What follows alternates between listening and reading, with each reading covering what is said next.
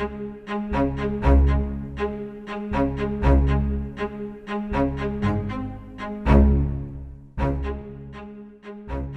and welcome to Genesis Spirit of Women's program, Hands Down. The hand is one of the most amazing parts of the body. However, pain and reduced movement in your hands can keep you from doing the things that you love. Our program will provide you on information on how Genesis Orthopedic Services can help improve hand function and reduce pain. Also, we'll have a presentation from McDonald's greenhouse. They'll be giving us tips on planting flowers, herbs, and succulents just in time for spring. And don't forget to add your name to the comments during the live broadcast to enter for a chance to win a door prize from our Spirit of Women business partners. To get our program started, I'd like to introduce Carly German, Director of Genesis Orthopedic Services. Welcome, Carly. Thank you, Linda. With the ability to perform both delicate movements and aggressive lifting, we ask a lot of our hands. As a result, this can lead to pain or limited motion caused by a mishap or an array of conditions that can cause discomfort in the hands. Many orthopedic specialists dedicate their entire careers to helping patients solve complex conditions of the hand. Here at Genesis Orthopedic Services, we have 2 fellowship-trained hand specialists who can help solve your hand problems. Tonight, we will talk with Dr. Clayton Gibson and Dr. Matthew Langford about how they can help you. Let's begin with Dr. Clayton Gibson. Dr. Gibson has been practicing in our community for 7 years. He completed his residency in orthopedic surgery and a hand surgery fellowship at Washington University in St. Louis, Missouri. He also completed a hand and microvascular surgery fellowship in Louisville, Kentucky. Dr. Gibson performs hand surgery to repair and reconstruct the tendons, muscles, and bones of the hand and wrist to ensure the retention of as many of the mechanics of those complex systems as possible. Welcome, Dr. Gibson. Thanks, Carly. I'm happy to be here and I'm happy to discuss this. Our first question is, both you and Dr. Langford are fellowship trained in hand surgery. Can you tell us a little bit more about what that means? Yes. Fellowship is simply a shorthand way of saying additional training, both in the science of hand with anatomy and the medical conditions that affect it, trauma, and congenital problems as well.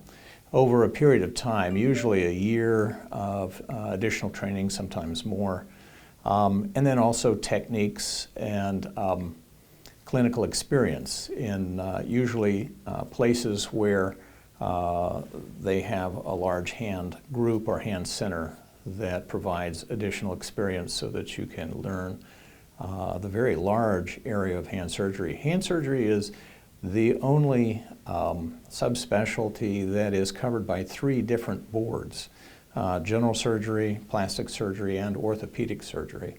So it covers a very, very broad subject area.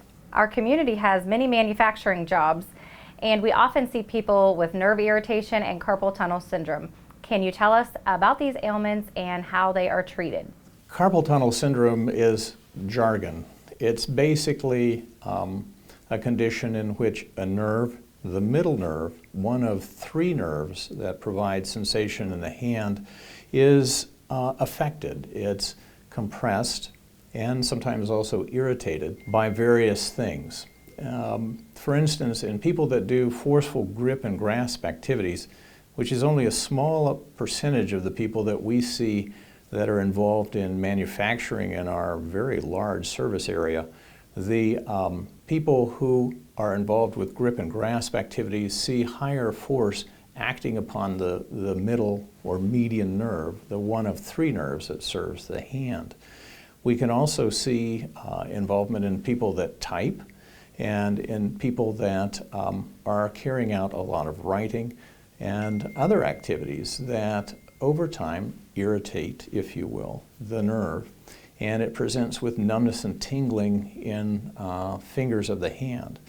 Other nerves that can also be involved include the nerve that goes around the elbow. Its proper name is the ulnar nerve, but it's the funny bone nerve, the one that when you bump your elbow bothers you and causes the numbness and tingling into the fingers, the 2 fingers on the little finger side of the hand. Both conditions can be associated with numbness and tingling, wakening you at nighttime, interrupting your slumber.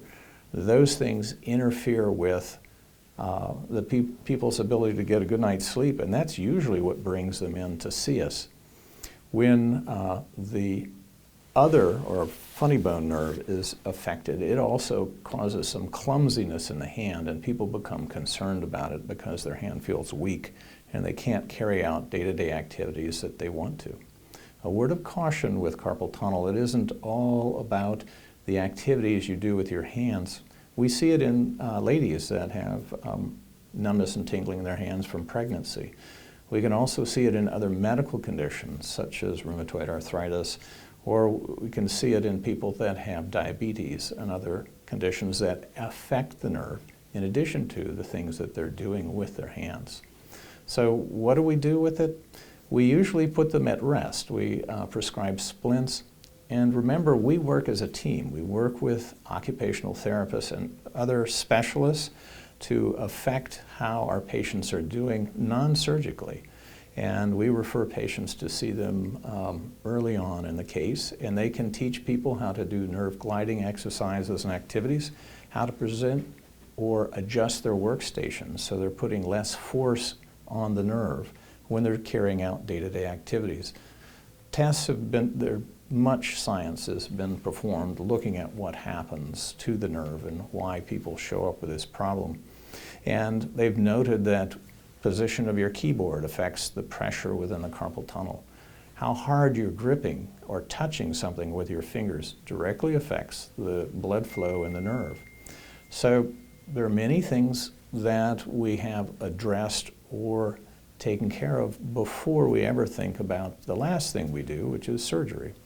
But splints, see the therapist, adjust the workstations, have what you're doing assessed to minimize the force going on in the carpal tunnel.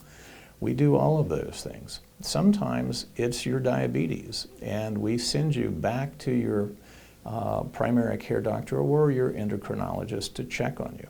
Sometimes we send you to a rheumatologist, a specialist in arthritis, to make sure that you're on the proper medications, and sometimes those steps alone take care of the symptoms without surgery. When you finally get to the point where that's the only thing that really should be done, then we do carpal tunnel surgery as an outpatient, and we do it either endoscopically or as an open incision in the palm. And remember also that that nerve is 3 feet long. It goes from your neck all the way down to the tips of your fingers. And we address issues with the nerve throughout that 3 feet. Sometimes it's at the wrist, and by far the most common site is the wrist, but occasionally it's up in the forearm and sometimes higher. And the same is true of the other nerves. So you are gone over and looked at very thoroughly. You have electrical tests to look and assess how the nerve is doing. Those are very helpful, and we also use ultrasound to examine the nerve to see whether or not it's being compressed and affected. So we use a very full and complete assessment of it. Then we address the problems that are exacerbating it or making it worse. We address the medical issues, and then last we do the surgery if necessary. If you do have to have carpal tunnel surgery, can you tell us what the recovery looks like? Yes, in regards to carpal tunnel surgery, the recovery is in part dependent on your job, your activity, and also in part depending on the surgery that we do. For instance, the typical classical approach is to make an incision in the palm, and that is the approach where we go in and decompress the nerve, take the pressure off of the nerve. We then sew it closed, and you're in a bulky dressing, typically for about 2 weeks for the skin to heal. And then after that, there's tenderness in the palm with direct pressure or with a forceful grip and grasp. That usually takes between 4 and 6 weeks to get to the point where you can squeeze hard. So, for instance, operating a wrench or a pair of pliers, or opening a mayonnaise jar, for instance, or tearing open the potato chip bag with force comfortably. There's a little difference between the endoscopic approach, where you make a small incision and you go inside the carpal tunnel, which is an approach we do as well, to release the carpal tunnel, and a little more explanation about what the carpal tunnel is. It's a tube with bone on 3 sides, and the wrist has 8 bones in it, and that tube has 9 tendons in there. Those 9 tendons are composed of the 2 tendons to each finger and the thumb. There's 1 to the thumb, 2 tendons to each of the fingers. Those 9 tendons come together in that tunnel, which is no wider than about a half inch to about 3/4 of an inch in diameter, like this room, and about the same in height. And in the middle is a hinge. And those 9 tendons are sitting immediately beneath the nerve, pushing it up against the ceiling of the tunnel, which is composed of a very broad band of a tough material. We'll call it a ligament. And when you grip with your fingers, those 9 tendons tighten because the muscles in the forearm are pulling. Those tightened tendons push the nerve up against the ceiling. And so the goal of the surgery is to open that ceiling so that when you grip and when you bend your wrist, that nerve has more space to be pushed up into, and that lowers the pressure on the blood supply to the nerve. And so we do it either opening, coming through the roof, if you will, down and releasing the ceiling of the room directly, or we drop down through a separate incision, through a very small incision, go inside and literally open the ceiling from the inside, but leaving the skin and the overlying muscle alone. So that one heals so that you're at that milestone of opening the mayonnaise jar, if you will, and tearing open the potato chip bag about 2 weeks faster than if we make an incision in the palm. Both work equally well at about 3 months to a year out. But the endoscopic approach gives you a little more rapid recovery.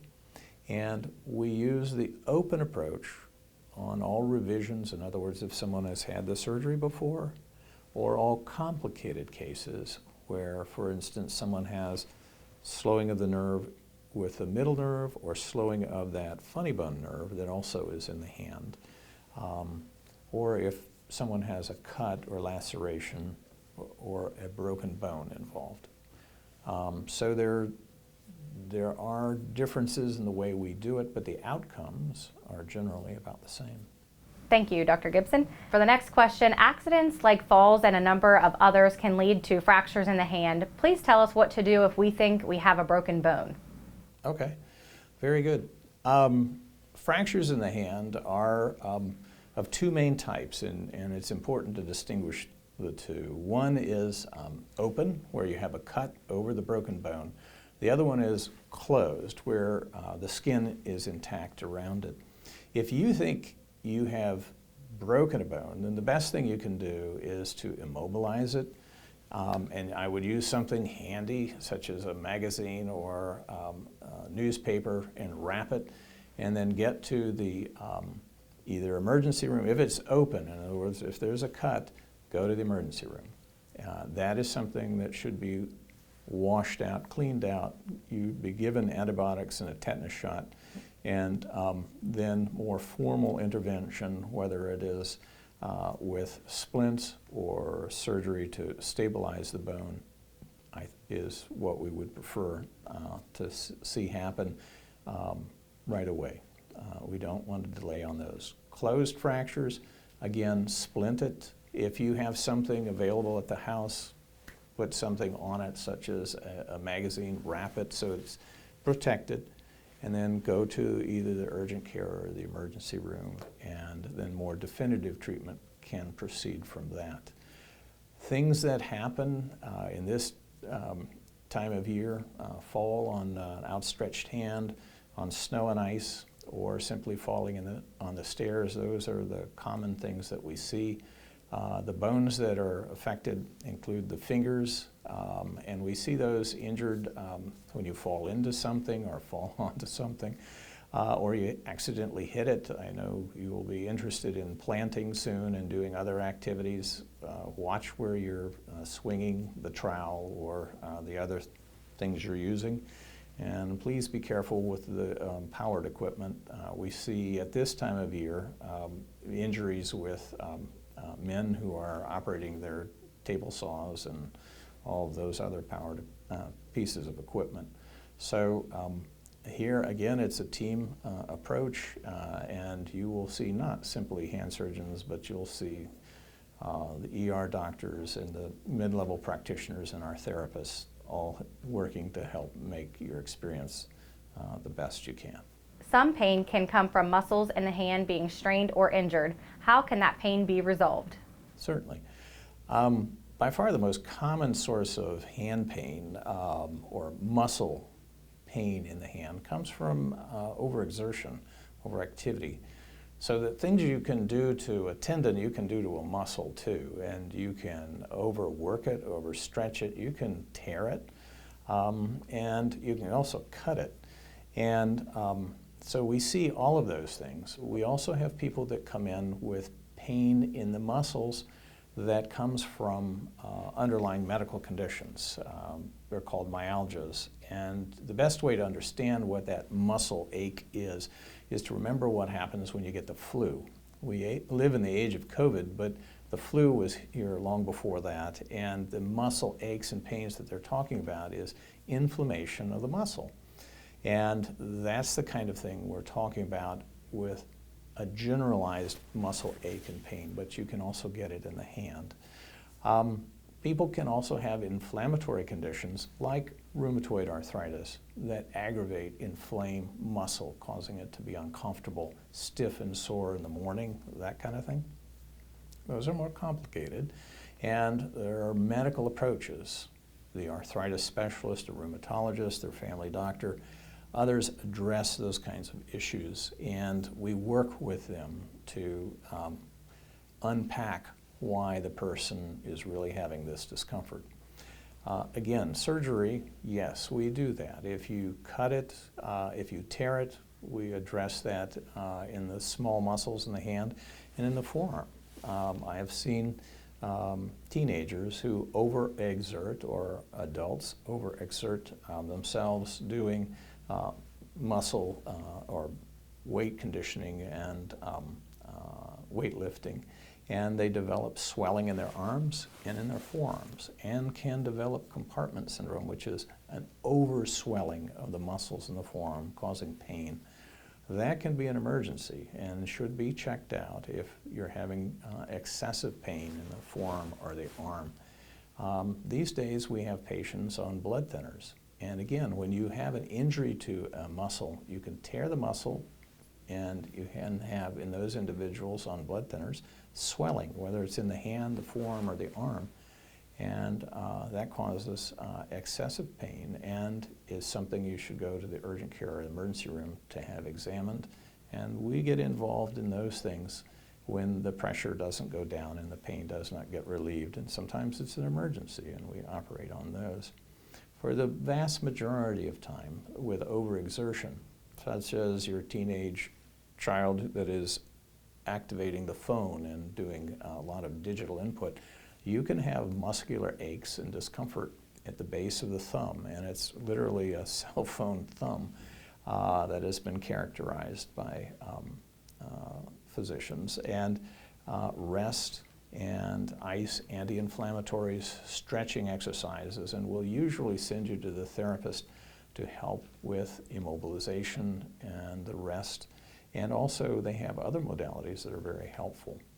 So again, it's a team approach to things that usually are overexertion and usually the great majority of the time respond to rest and anti-inflammatories and sometimes compression and seeing the therapist. Thank you, Dr. Gibson. We appreciate your time today. Thank you, and thanks for allowing me to be here today. I appreciate it. Next, I would like to introduce you to Dr. Matthew Langford. Dr. Langford completed his orthopedic residency at the Naval Medical Center in Virginia and his hand surgery fellowship at the Wake Forest Baptist Medical Center in North Carolina. Dr. Langford brings over 8 years of orthopedic surgery experience to Genesis. He most recently served his country as a staff hand surgeon in the United States Navy. Dr. Langford is a board-certified hand surgeon and maintains an active membership in the American Academy of Orthopedic Surgeons and the American Society for Surgery of the Hand. His areas of specific interest include fracture work and nerve repair. Welcome, Dr. Langford. Please tell us a little bit about yourself since you're new to Genesis. Thank you, Carly. I am an orthopedic hand and microsurgeon. I have spent 14 years with the Navy working on my training and serving in the United States Navy with our Marines and other active duty members. Once my commitment was up, I decided that moving on was the best thing for myself and my family, and Genesis was the perfect fit for me and my family. Trying to summarize all of the causes of hand pain in a single program is a tough task. However, some conditions cause the vast majority of hand pain. Can you tell us about some of the more common causes of hand pain and some of the signs that you may need further help in solving your problem? Absolutely. So some of the most common things, things such as carpal tunnel and fractures, I believe Dr. Gibson has already touched on a little bit. Some of the other things that are very common are tendinitis or even trigger finger, ligament injuries, and arthritis. Some of the things that you look for when you are looking for, okay, this is something that I can manage on my own. Simple things like Tylenol, Motrin, rest, and ice, some of the things that you've known since growing up as a kid. Once it is to the point where it is affecting your daily activities and it is causing you to have to change what you are doing and not being able to do either work or your household tasks, then it's time to seek more advanced treatments. What do you do if you have arthritis in your hand? Arthritis is an extremely common thing in the hand. The typical things that you start with are, as I mentioned before, Tylenol, Motrin, rest, and ice. There are different types of splints that you can get over the counter or arthritis gloves that help with keeping the joints warm and helping to support those joints. And when those measures aren't enough, then we have other things that we can help provide. Sometimes therapy plays an important role in helping with modifying the pain that sometimes is there, sometimes the stiffness. Injections, steroid injections in particular, play a very important role in the conservative treatment for arthritis. Once the conservative treatments have been fully utilized, if you are still having symptoms, then we start talking about surgical intervention. And there's typically 3 different things that you can do with any arthritic joint in general. You can cut it out and throw it away, you can replace it, or you can fuse it. And every patient's situation is different. So that is a very personalized talk for each and every patient. Many people have a common ailment called tendinitis or trigger finger. Can you tell us more about that condition? Absolutely. So trigger finger is an entity where there is a mismatch in the size of the tendon and the lining around the tendon with the tunnel that the tendon travels in with the finger. When there's that mismatch, as you come down and make a fist, the tendon will get stuck outside of the tunnel because of the swelling around it. And the pop that you feel as your finger goes straight again is that tendon sliding back into the sheath within the finger. Different things that you can do for this include splinting and Tylenol and Motrin again. However, usually the gold standard treatment for this would be steroid injections. And a lot of the time, we can make this entity go away with steroid injections.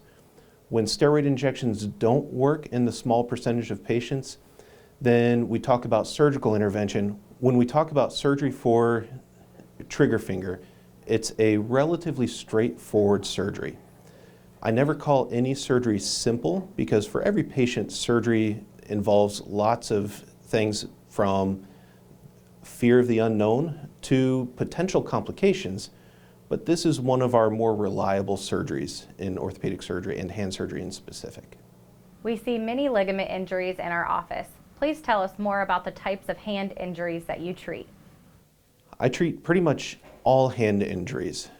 The different things that patients will sometimes come in with range from obviously ligament injuries, what we've already talked about with tendonitis and trigger finger, arthritis, carpal tunnel, fractures, but some of the other things like Dupuytren's disease, which is a genetic disorder of thickening of the collagen that can cause contractures within the hand, tendon lacerations, nerve lacerations, other injuries up into the forearm, tendonitis at the elbow, arthritis at the elbow. Typically anything from the level of the elbow down to the fingertip is something that would fall under my treatment algorithm. Thank you, Dr. Langford and Dr. Clayton Gibson, for sharing this great information with us. Hands down, Genesis Orthopedic Services helps you get back to a better hand function and less pain. Later this year, we'll be opening our new Genesis Orthopedic Center, conveniently located on Bell Street near the Genesis Hospital, Surgery Center, and Northside Pharmacy. The 2,100 square foot facility will include a modern look designed with our patients in mind. Our new orthopedic center will be the home to our orthopedic surgeons, our sports medicine surgeons, and physicians. It will also include our orthopedic walk-in clinic, outpatient services, athletic training, physical and occupational therapies, and imaging studies. We are excited about this new building, built to better serve you. Stay tuned for more news about our new orthopedic center. Thank you, Carly, Dr. Langford, and Dr. Gibson. Next, we're heading out to McDonald's greenhouse. James McDonald, the CEIEIO of the farm, and Master Gardener Heather Cohen will be showing us tips on planting flowers, herbs, and succulents as we head into spring. Thank you, Linda, for the introduction there. This is McDonald's greenhouse in Corn Maze, and we've had the greenhouse now for 26 years, Corn Maze for 16. We raise annuals, perennials, and sell them here at the farm through our retail center or through wholesale through fundraisers in church and 4-H groups. Heather Cohen is here today. She's going to give us a demonstration on some herbs and planting herbs and some early cold weather crops. Thanks, James. So as you said, my name's Heather. I'm an employee here at McDonald's Greenhouse. I'm also a master gardener, which means that I've been through a training through Ohio State and our local county extension office, and they teach you about growing plants, fertilizing, how to treat diseases and insects problems, and then they ask that you volunteer out in the community. So it's how I met James and Susan here. I volunteered here one spring, and then they decided they liked me, so I've been here for a few years now. So today I'm going to tell you about planting herbs. It's winter, we've all been inside, it's been cold, and we're all itching to plant something, but it's definitely still cold outside. So we're going to plant some herbs that you can grow on your windowsill. These are just some pots that we picked up at a local hardware store. They have good drainage. Anytime you plant something, pretty much anything, you need to be able to have good drainage so that your water doesn't lay and rot your roots. And since you're going to be growing this inside your house, you want, serves as like a saucer so that if the water runs out, it won't ruin your kitchen window or wherever it is you have it. First of all, you want to find a nice, sunny, warm window in your house. We have 3 herbs here. We have rosemary, mint, and basil. These are some of my favorites to use in the kitchen, so that's why we chose them. And then we also started with a fertilized potting soil. Most potting soil, when you see inside, it has some white things, and that's to help retain water, but it also has peat moss and just other organic material. You never want to use dirt that comes from the ground. Dirt is too hard and thick and won't drain well in a pot. So there is a difference here at McDonald's. You have soil and then you have dirt, which comes from the ground. So you don't plant containers with dirt. So I'm going to start with just put a little bit of soil in the bottom of my cup here. And then take my rosemary, I'm going to squeeze the sides. That just helps loosen the roots from the container. And then just very gently but firmly grab a hold of the stem of the plant and pull it out. Now you can see there's roots in here. Now we pick these up at a local grocery store. In the winter time, sometimes they grow these herbs so that you can grow them in your kitchen. This is a little wet for my liking. That's one thing you want to be careful indoors is you don't want to overwater your plants because they don't dry out near as quickly as they do outside in the summertime.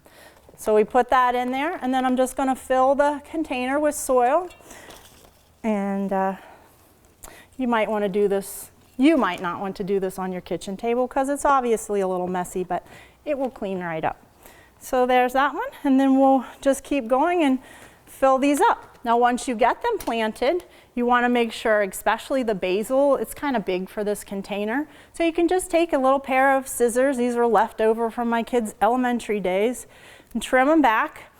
These you can either put in water and they'll grow roots, you can start new, or you can just use these in your cooking. One way, I know we're kind of talking about hand health here.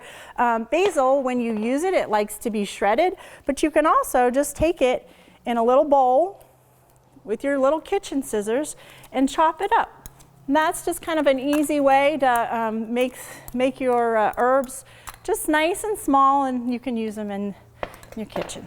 So I have some other things here, but you just want to water it gently, let it dry out. Not completely dry, but you don't want to keep your plants in the house soaking. So just feel with your fingers. If it feels slightly moist, it just depends on whether you're going to have a sunny day or not, but just keep it slightly moist, not soaking wet. Okay, so we're going to talk over here about planting succulents indoors. Okay, so now we're back here with our succulent planter. I've pre-made this one. It just some things you can pick up at almost any greenhouse, but definitely here at McDonald's greenhouse in the spring. These are succulents. They are similar to some cactuses, but just because they hold in a lot of water and they don't need to be watered very often. Each of these leaves are, if you feel one, they're very thick and fleshy, and that's the water that they hold in. So even succulents are a good thing for people who don't have a really green thumb, because you can let this go sometimes for a really long time without watering it, because they kind of water themselves. So once they don't have water in the soil to take in, then they'll start using from their leaves. But once you do, you want them to definitely, this soil, you want to let it dry out between waterings, and then just give it a good, not a soaking, but just so that the soil is damp. Another fun thing about succulents is when the leaves fall off, you can use those leaves. You let them sit out on the counter for a day or so that the broken part just kind of gets a hard edge there. And then you can either lay it on top of the soil, or you can take that broken piece and stick it down in, and within a couple weeks it will grow roots right there and grow a whole nother plant. When you're starting these succulents though, this particular pot does not have drainage, but you need some place for any extra water to go to keep it away from your roots. So this particular one, I started this pot with some gravel in the bottom, and then succulents like a soil that is going to drain even more than regular potting soil. So you can buy these cactus and succulent starting. It just has a lot more sand in it and large chunks of material, so that the water drains. The water drains better, and it doesn't keep those roots wet, and so they don't mold. They're fun. Succulents are fun to put in all kinds of little containers set along your windowsill. They're super easy to grow. So now pretty soon, these are definitely a house plant, but you can take them outside in the summertime, but just be sure to bring them back in the winter. But since winter is almost coming to an end, we're going to talk about next how you can get a head start on your vegetable gardening. So today it's warm outside here and we're all itching to get into the garden and start growing things. So it's not quite time, but if you can start some seeds in your windowsill. There are lots of books at your local library about seed starting and growing vegetables in small spaces. But this year, we're going to talk about some early crops that you can get in. So first of all, let me tell you about the Farmer's Almanac. It is a publication that is put out every year to help home gardeners and farmers know when to plant the crops for this season and to know when your first frost date, like in the spring, you know, every year you get ready to plant those tomatoes outside, but then the weatherman says, nope, it's gonna freeze tonight. So that's your frost date. So this year, the projected date of the last frost is May 3rd. There's also a frost date in the fall, and this year it is October 7th. So this is our growing season for this year. But there are some cold weather crops that you can actually plant before that last frost. And those are things in the cabbage families. I just have some examples here: cabbage, cauliflower, broccoli, lettuce and spinach. Those can be planted early. Carrots, peas, radishes, beets. Those are all things that you can start from seed in about April, once the soil temperature gets about 50 degrees.